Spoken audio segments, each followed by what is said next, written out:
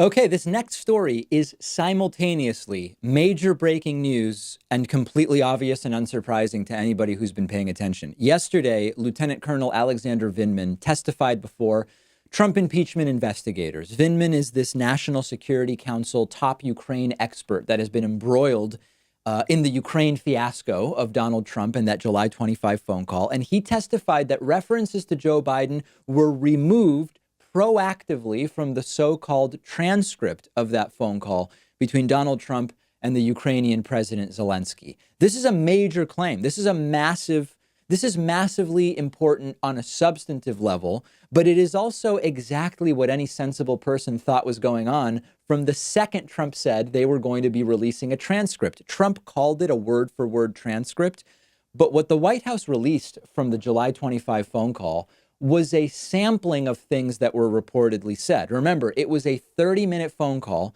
There were about 6 or 7 minutes of conversation that were included in what the Trump White House released.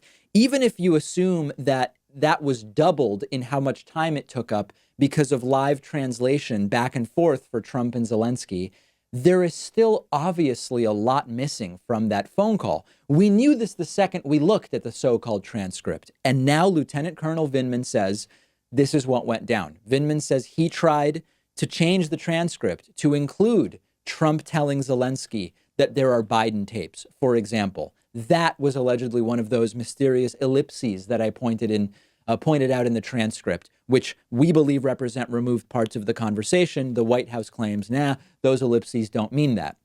Of course, it was not added in, as we know, despite Vindman's insistence.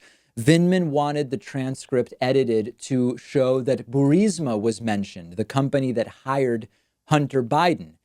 He claims it was mentioned during the call.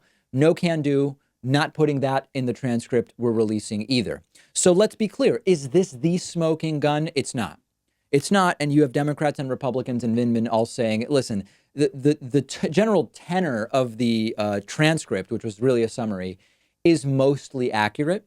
But the important point is when the subject is what was said about Joe Biden and Hunter Biden, and there are allegations that a reference to Biden and a reference to the company Hunter Biden was working for were removed, it is one of many red flags in this entire thing. It's also another analogy to the impeachment inquiry against President Richard Nixon during the 1970s, which ultimately led to his resignation.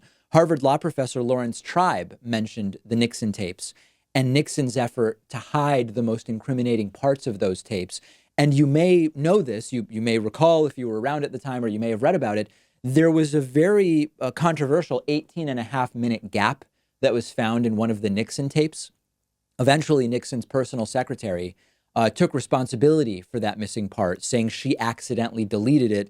And that was not a claim that everybody believed, to put it lightly. The Trump ellipses or the truncation of the transcript, that may end up being equivalent to Richard Nixon's missing 18-and-a-half minutes. And it is yet another small way in which this is looking more and more like Richard Nixon's early 1970s with every passing day. Is anybody really shocked that Trump may have committed crimes or obstruction to cover up crimes or obstruction? And once again, we find ourselves pulling out Occam's razor. Occam's razor more really meant to be applied to scientific assertions than the political or cultural, but I think it still applies.